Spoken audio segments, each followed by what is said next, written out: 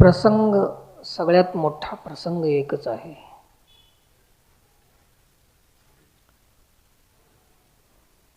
नेहमी प्रत्येक प्रसंगाचा आश्रय घेऊन,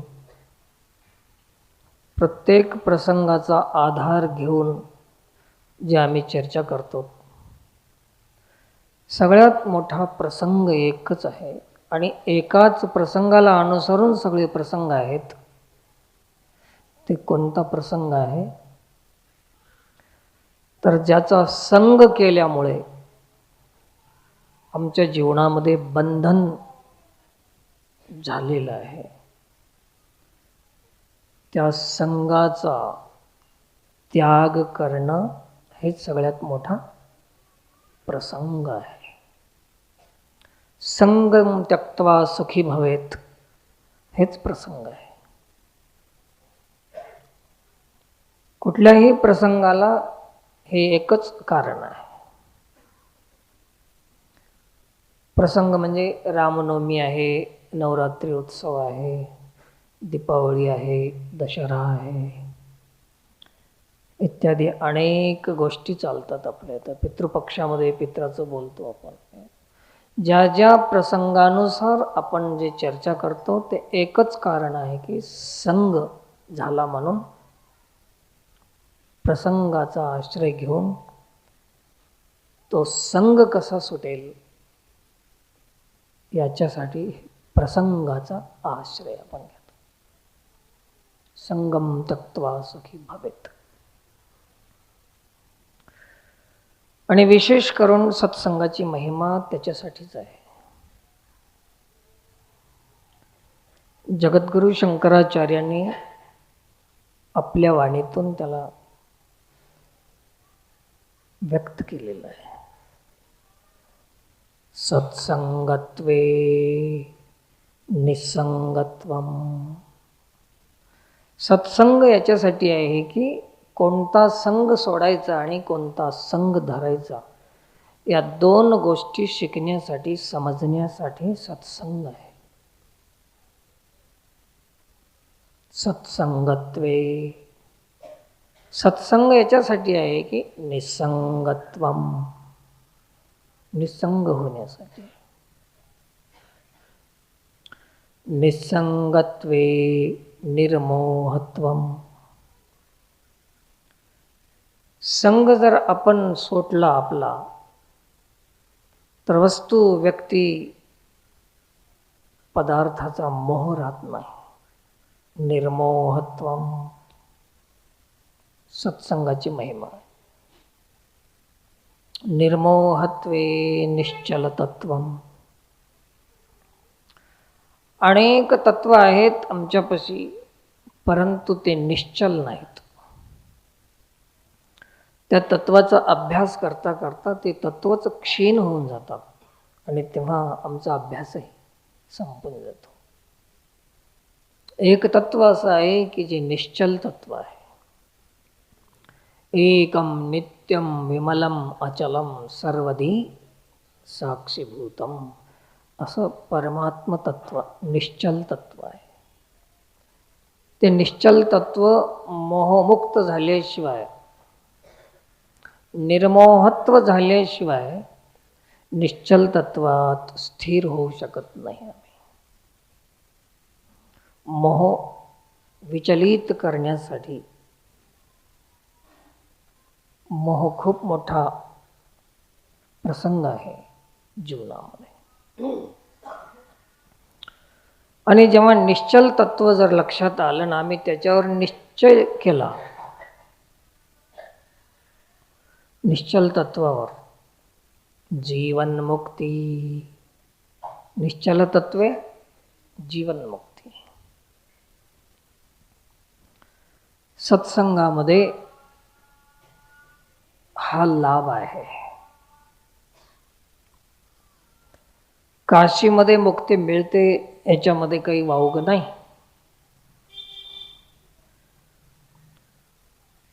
खोटं नाही आहे ते. परंतु मोक्ष देऊनी कीर, काशी होईल उदार, परी वेचावे लागे शरीर तिये गावी. काशी मोक्ष देते, परंतु तिथं शरीर, तिथं मृत्यू आला तर काशीमध्येच मरावं लागते, तर काशी मोक्ष देते. माऊलीचं सांगणं आहे, वेचावे लागे शरीर ते गावी.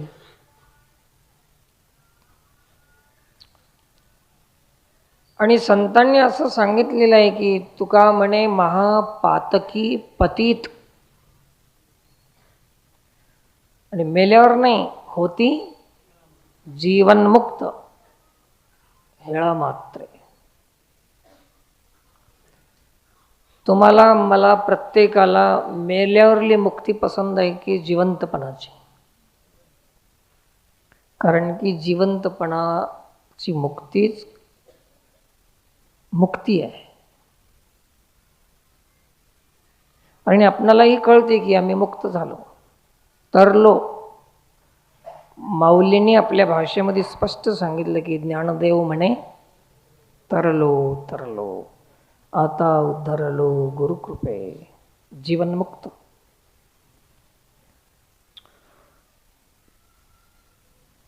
तर हे संग शब्दाचं ध्यान ठेवा. आजचा मुद्दा काय? संग. संगच्छध्वम. आणि प्रपंच वृक्षाची चर्चा करीत असताना भगवान कृष्ण परमात्मा सांगतात, एवढा मोठा वृक्ष आहे विशाल, ज्याचं ऊर्ध्व मूळ आहे, अधो शाखा आहे. ऊर्ध्वमूल मधोशाखा श्वत्थम प्राहुरव्ययम छंदांसि यस्य पर्णानि यत्सं वेद स वेदवित्. असला विशाल वृक्ष प्रपंच वृक्ष आहे. याला तोडण्यासाठी कुऱ्हाड, शस्त्र, अस्त्र काही चालत नाही. तोडल्याशिवाय तर जमत नाही, कशानेही तुटत नाही, तर मग काय करायचं? तर कृष्ण परमात्मा एकच उपाय सांगतात की असंग शस्त्रेन दृढेन छित्वा. असंगता हेच त्या वृक्षाची तोडण्याची पद्धत आहे. प्रपंच वृक्ष तोडायचा म्हणजे असंग होणे. मुक्तमी सर्वसंगी सर्वदा वृत्ती जागो.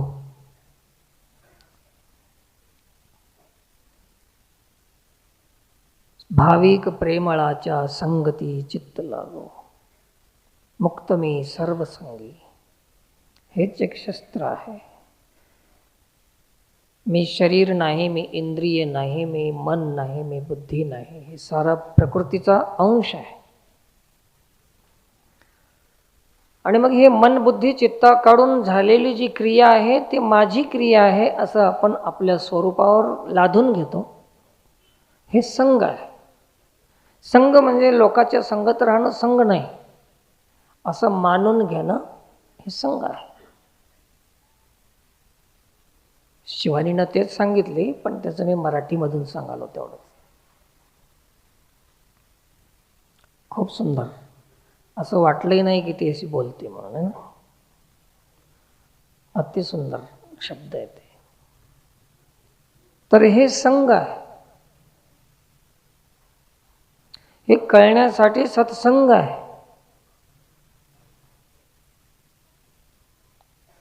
वर्म ते एक आहे दृढ धरावा भाव. जाणीव नागवन लागो नेदी ते ठाव. आपणाला जिथं जायचं आहे त्या जाग्यावर कोण जाऊ देना गेलंय? हे समाज नाही, लोक नाही, जग नाही, कोणीच नाही. अडचण कोणाची आहे की जिथपर्यंत आम्हाला जायचं आहे तिथपर्यंत जाण्यामध्ये अडचण कोणाची आहे? तर जाणीव. कोणाची अडचण आहे?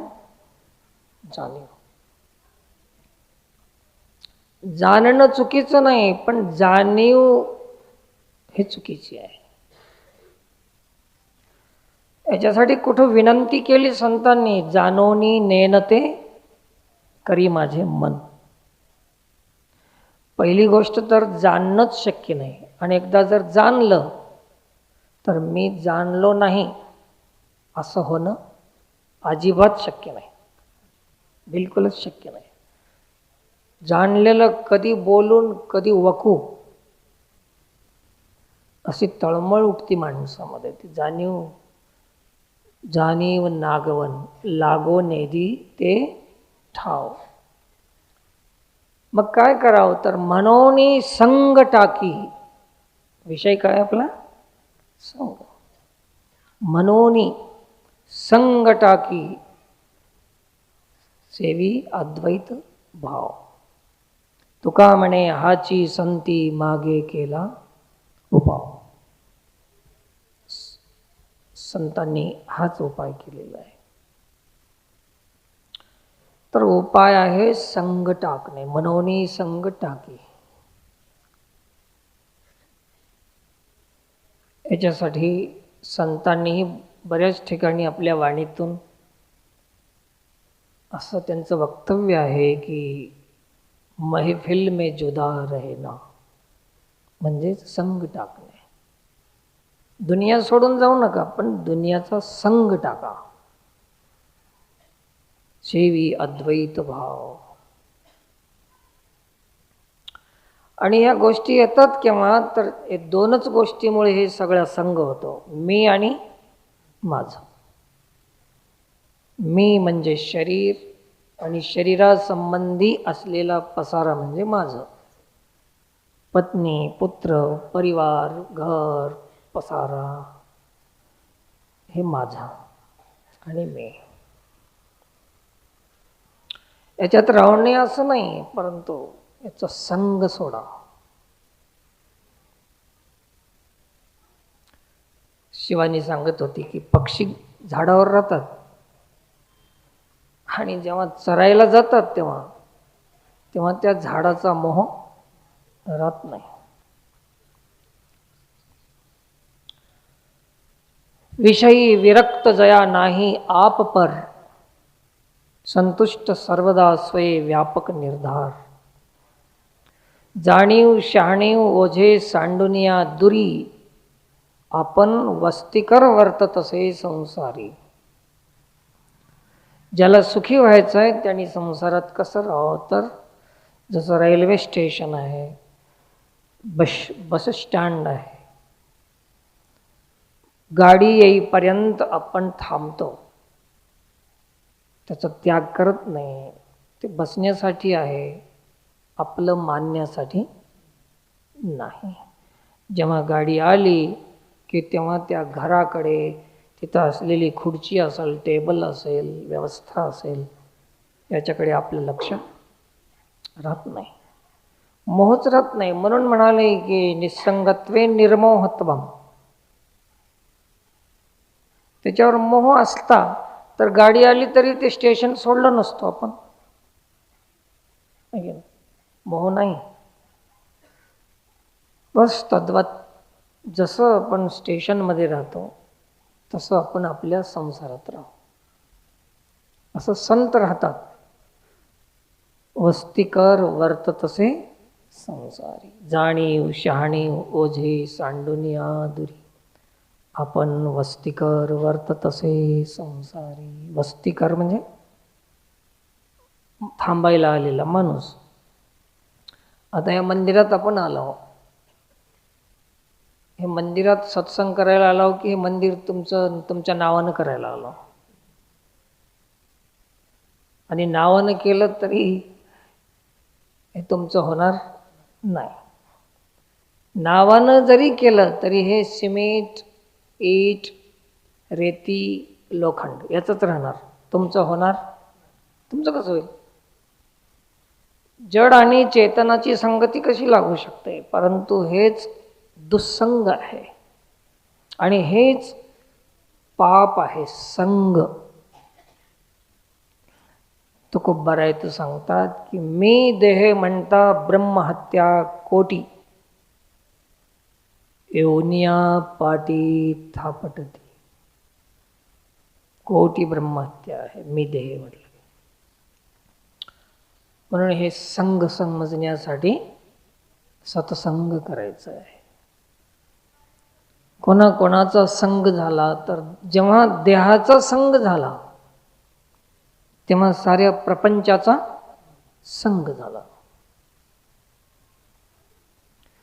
आणि गुरु काम करतात की ते संग भेद सांगून फेडियला पांग प्रपंचाचा. संग सुटला की पांग फिटला. संग सुटला की प्रपंचाचा पांग फिटला, संपून जातो. हे गुरुची महिमा आहे. म्हणून जसं शुकाचार्य महाराजांना व्यास महाराजांनी पाठवून दिलं होतं की जा, तपस्वी आहेस, ब्रह्मचारी आहेस, शुद्ध आहेस, पवित्र आहेस, मोह नाही, ममता नाही, माया नाही, परंतु तू गुरुला शरण जाय. गुरुला शरण कोण जात नाही? गुरुला शरण कोण जात नाही तर ज्याला अहम ज्याचा सुटत नाही ते गुरुला शरण जात नाही. आणि तेही अहम सुटलेल्या गुरुला शरण जाणं हे आणि त्याच्यापेक्षा पुढची गोष्ट आहे. मग त्यांनी विचारलं दुरूनच की व्यास महाराजांना की पिता, गुरुला शरण जाऊ तर आता मी तर एवढा त्यागी आहे, जन्मताच मी पळून गेलो, आईच्या गर्भातून बाहेर आलो, ब्राह्मणाचे पोर एक खेळाशी भ्याले, ते 12 वर्ष लपाले रे, कापत कापत बाहेर आले, ते नागवेची पळून गेले रे.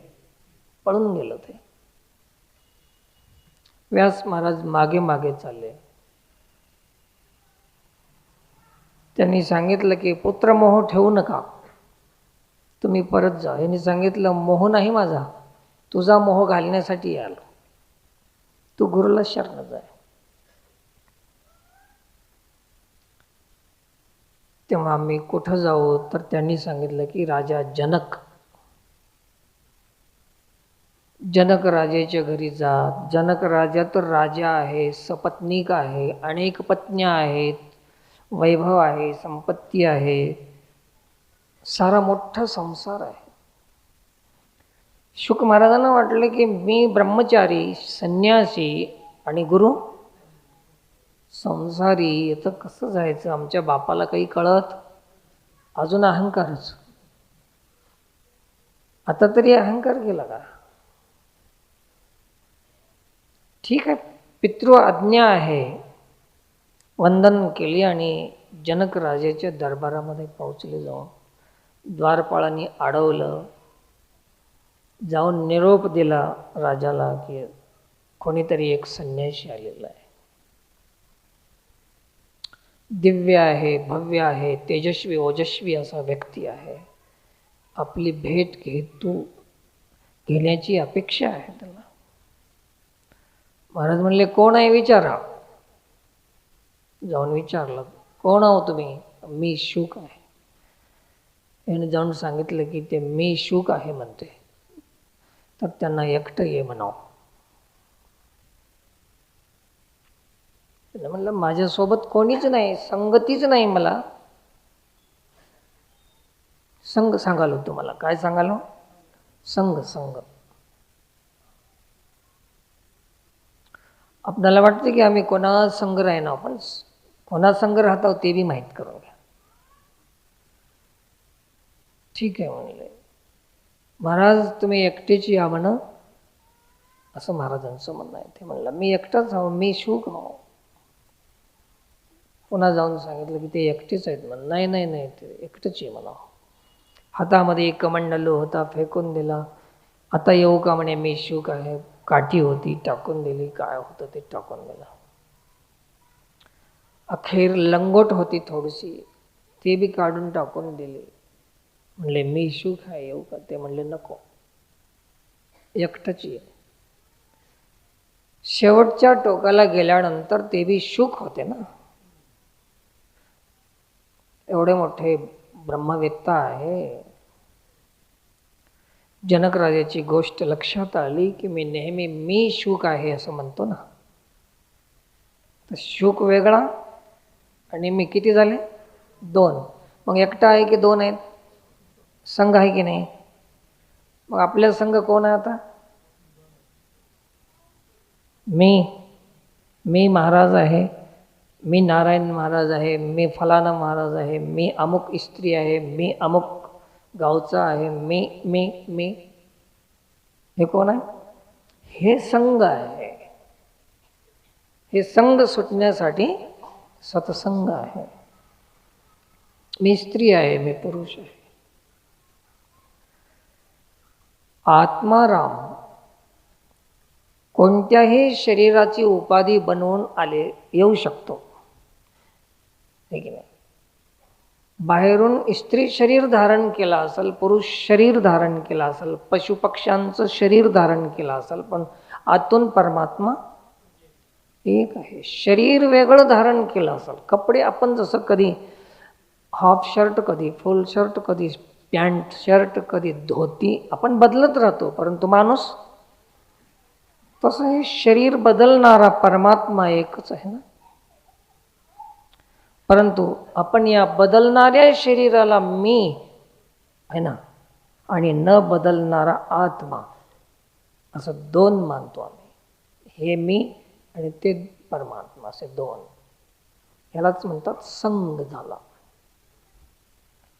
कपडे बदलतो परमात्मा. तैसे उपाधी माझी गुप्त, चैतन्यासे सर्वगत, ते तत्वज्ञे संत स्वीकारिते. तुम्हाला विचारलं तर आम्ही स्त्री आहोत असंच सांगणार तुम्ही. यांना विचारलं तर आम्ही पुरुष आहोत असंच सांगणार. म्हणजे शरीर मी समजणं हेच संघ आहे. तर सगळ्यात मोठा संघ कोणाचा झाला? शरीराचा संघ. शरीर संघ हेच तर प्रपंच वृक्षाचं मूळ आहे. इथून तर वाढला प्रपंच वृक्ष, एवढा व्यापक झाला की पती पत्नी झाले, पुत्र झाले, पौत्र झाले, नातू पंतू झाले, इवाई जावाय वाढतच चालले फांद्या. पण आता कमी होणार नाहीत. आता आदी बीज एकले आहे की नाही? हे असं वाढत गेलं वृक्ष. सर्वांतर्यामी परमात्मा एक आहे. संत त्या एक तत्वाला पकडतात. संत त्यालाच राम तत्व म्हणतात, त्यालाच परमात्मा तत्व म्हणतात. बाहेरून दिसणारी बदलणारी उपाधी याच्याशी काही देणं घेणं नाही. आणि जेव्हा याच्याशी आपण संबंध करतो होच हेच मोठा संघ आहे. तर ते मी शुक आहे म्हणायचं मग सोडून दिलं आणि शुक आहे एवढंच सांगितलं. हां, आता ये म्हणावं मध्ये. तेव्हा आतमध्ये घेतलं शुक महाराजांना. गेलं तर काय सगळा पसारा, बायका, मुलं, नातू पंतू, घरामध्ये परिवारामध्ये, राजभवनामध्ये सगळा परिवार आहे. अरे रे रे, हे तर एवढ्या मोठ्या मोहामध्ये फसलेला गुरून माझ्या बापानं इथं पाठवून दिलं. काय चुकीच्या जागेवर मी आलो. शुक महाराजाला वाटू लागलं. महाराजांनी समजून घेतले की याला आपल्याबद्दल गैरसमज झालेला आहे. ठीक आहे म्हणले, बस कशाला आलास म्हणले, गुरु करून घ्यायला आलो. असं करत नाही म्हणे, तुझी पहिली परीक्षा घ्यायची. शुक महाराजांच्या डोक्यावर पाण्यानं भरलेली परात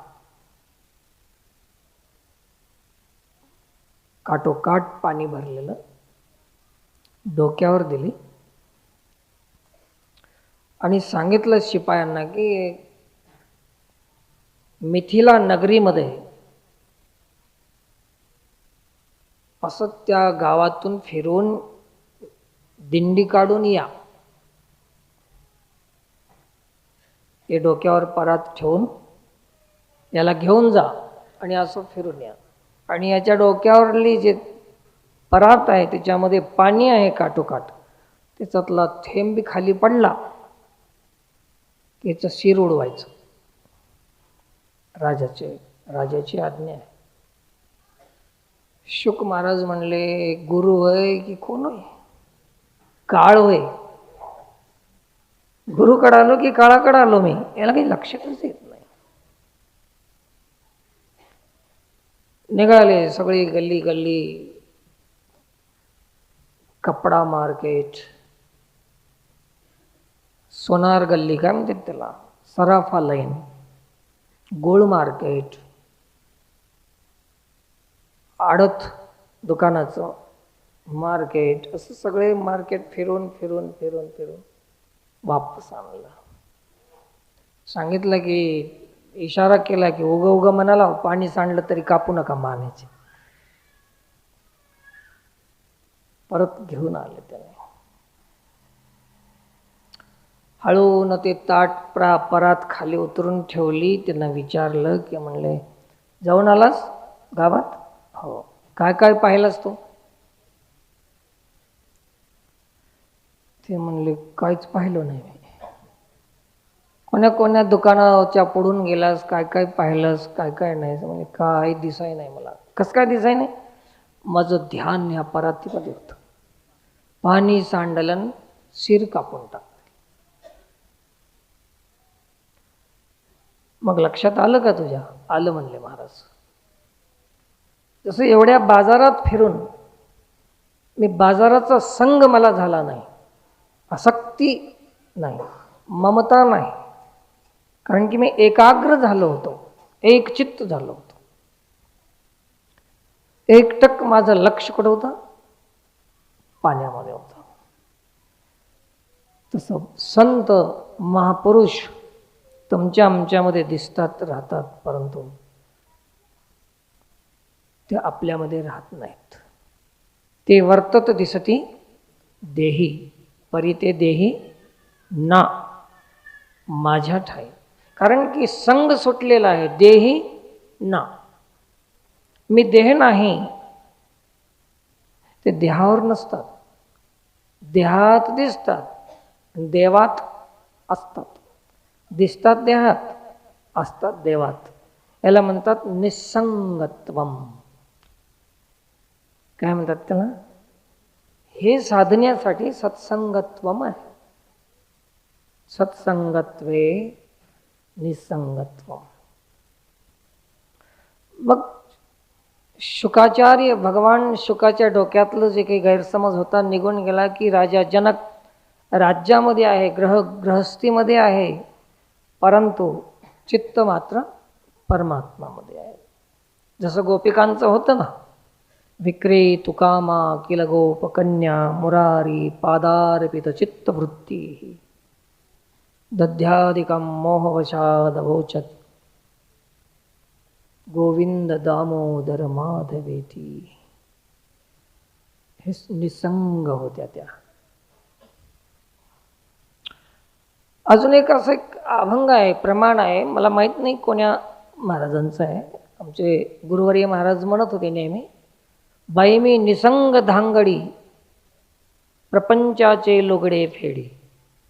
एक गोष्ट सांगायची त्यांनी, कुठे मजेदार दृष्टांत होता त्यांच्याकडे. ते सांगत असत. ते ध्यान सगळं तिथंच. तर निसंग होण्याचा अर्थ काय? आणि देह मी म्हटलं, देहबुद्धी दृढ झाली माणसाची. जसं जसं देहबुद्धी वाढत जाईल तसं संसार अधिक सत्य वाटायला सुरुवात होते. जसं जसं देहबुद्धी वाढत जाईल तसं संसाराचं महत्त्व अधिक वाटत जाते. गंमत आहे. तुम्हाला आम्हाला एवढं सत्य वाटते, एवढं महत्त्वपूर्ण संसार वाटते, याचं कारणच देहाचा संग आहे. सत्य वाटत जाते. जेवढं जेवढं संसार सत्य वाटल तेवढं तेवढं दुःख आहे.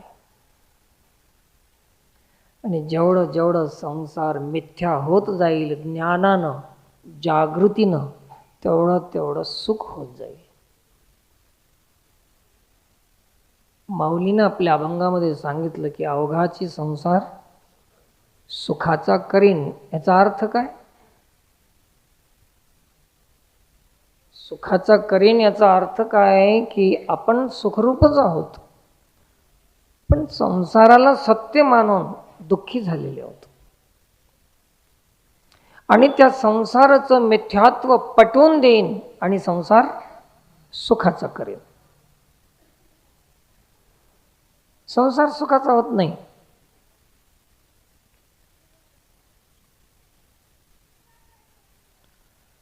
कधी कधी असं होते की माणसाला वाईट कर्म करून आपण चुकलं म्हणजे कोणी आपल्याला सांगायला आलं की आपल्याला वाईट वाटते की हे तुम्ही असं माणसामध्ये सांगायचं नव्हतं.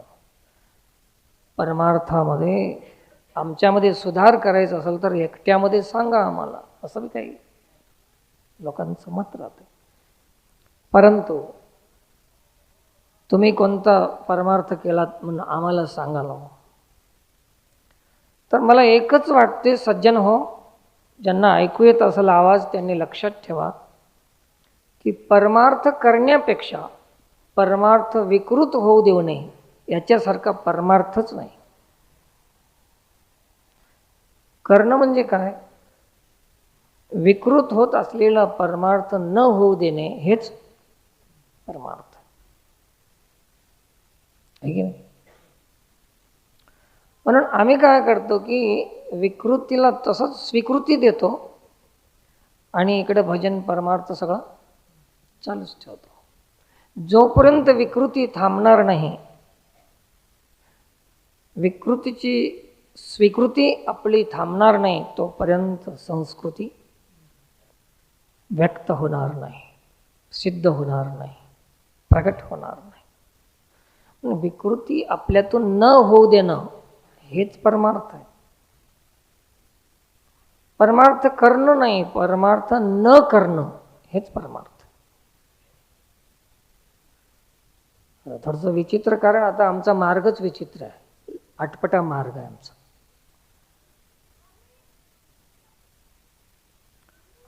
कधी कधी डोक्याच्या वरूनच निघून जातो विषय. कठीण बी आहे, आता काय करावं. विकृत न होऊ देणं हेच परमार्थ. आणि विकृत होऊ नये याच्यासाठी करायचं असेल तर गुरुचा आदेश मानून, शास्त्राचा आदेश मानून, शास्त्र प्रमाण मानून करावं. तर ते एक ओवी आहे, मनोनी जाणतेने गुरु भजिजे, तेने कृतकार्य होईजे. आपलं जे कार्य आहे ते कृतकार्य केव्हा होते? गुरुला भजलं तर. कदाचित आम्ही जर मनोमार्गाने गेला होतो ते कृतकार्य होत नाही. कोणतं होते? विकृत कार्य. विकृत होऊ नये, कृतकार्य हो तर जाणतेनो गुरु भजे, जाणत्या गुरुला भजाव. अथवा जाणत्यानं जाणत्या गुरुला भजाव. जाणत्यानं येड्या गुरुला भजलं किंवा येड्यानं येड्यालाच भजलं तर मग तर काही खरंच नाही. जाणतेने गुरु भजिजे.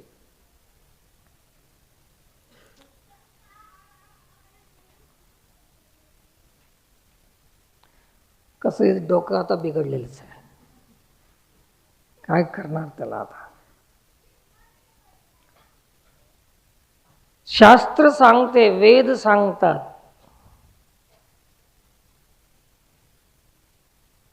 अज्ञान तिमिरांधस्य ज्ञानांजन शलाकया.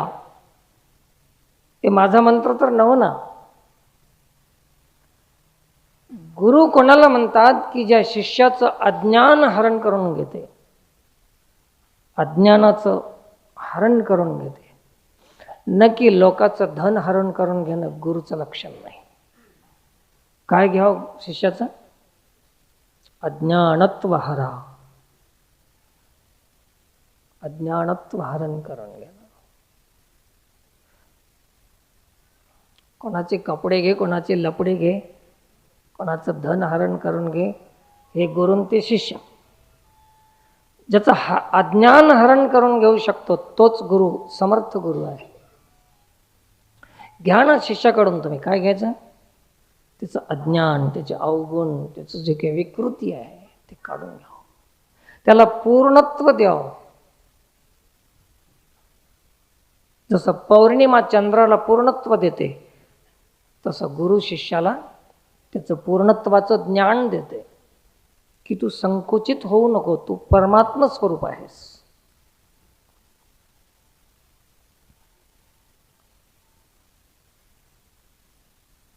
ज्ञानेश्वर महाराजांनी पौर्णिमेची उपमा दिलेली आहे.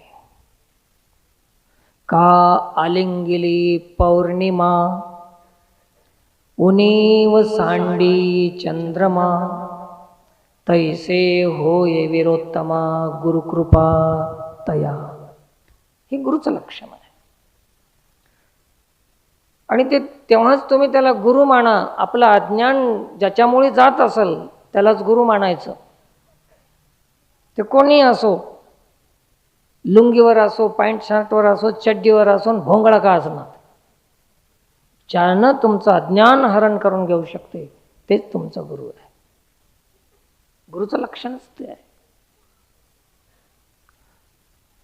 असं हे गुरुची परिभाषा आहे. म्हणून अज्ञानत्व हरण करून घेणं.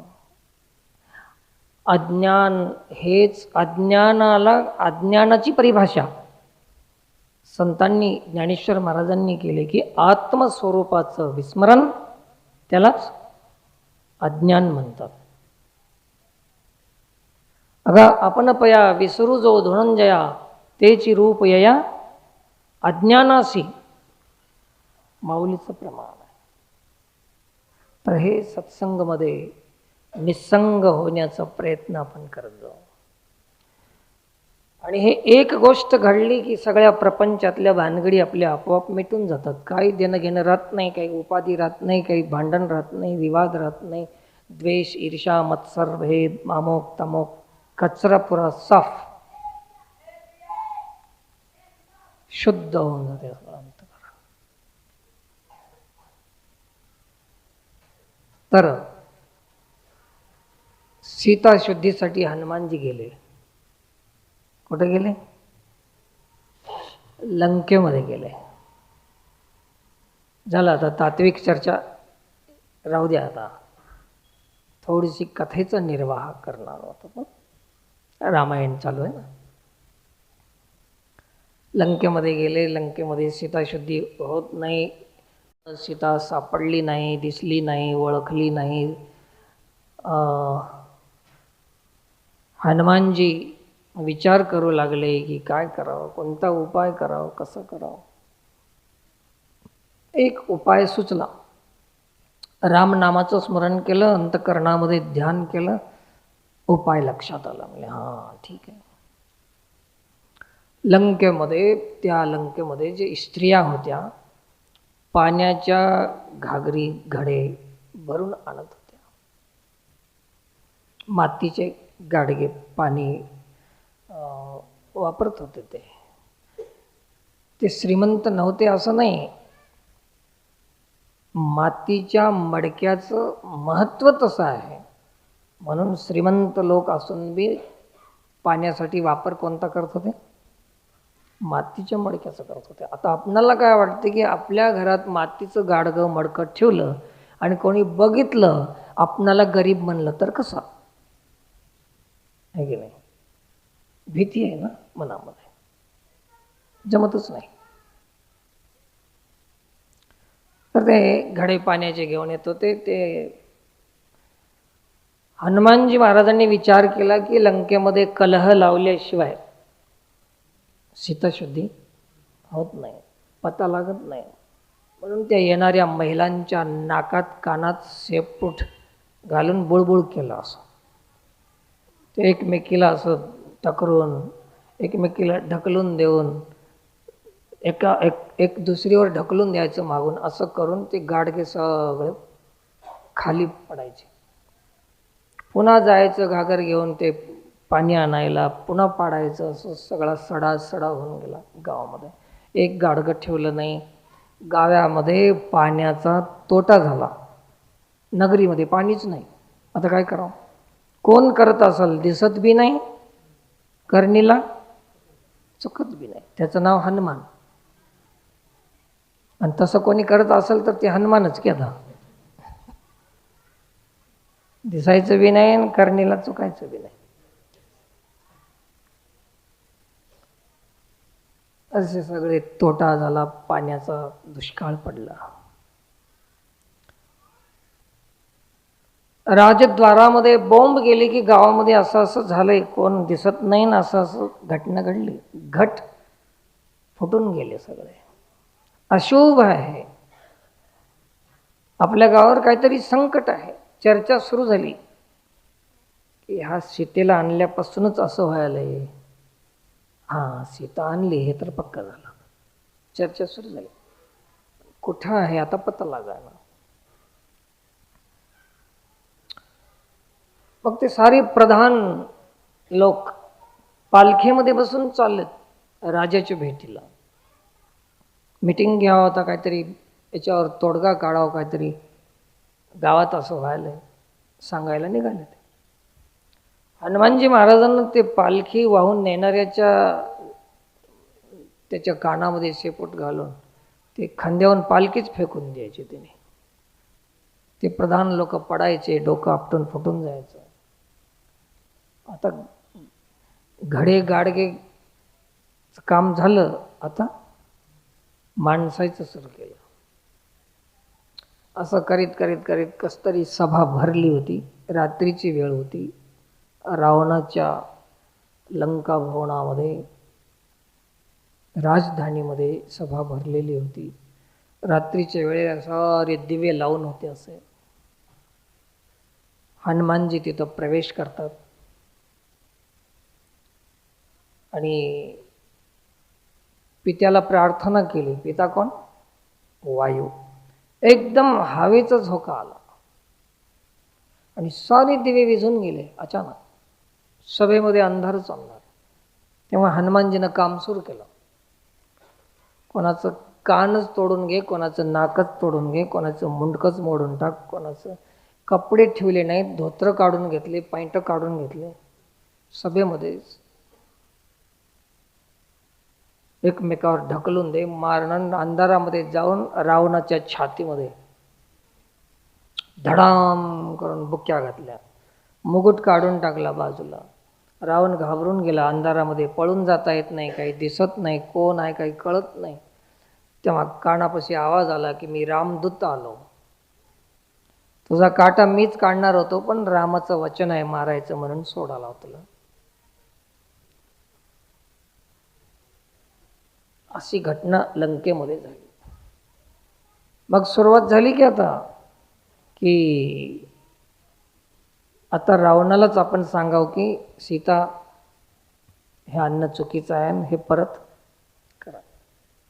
रावणाचेच माणसं रावणाच्या विरोधात उभं राहायला सुरू झाली. फोडलं की पक्ष त्यांनी बीजेपीतून काँग्रेसमध्ये जायला सुरुवात केली. पार्टी किंवा काँग्रेसचे बीजेपीत जायला सुरू केले. फटाफूट होऊन गेली सगळी. आता रावण विचारात पडला की हे आणायला तर आणलो, पण मुश्किल झाली मोठी. काय करावं, कसं करावं. याच्यावर त्यांची राजनीती सुरू झाली. चर्चा बैठकी सुरू झाल्या. पुढे आता युद्धाची तयारी. लंकेमध्ये कोण आहे याचा शोध त्यानं घेऊ लागला आणि सीता लंकेत कुठं आहे याचा शोध हनुमानजी घेऊ लागले. असं इत्यादी गोष्टी लंकेमध्ये झाल्या, सुरुवात झाली. एवढंच, बाकी जास्त त्याच्यावर विस्तारानं सांगत नाही.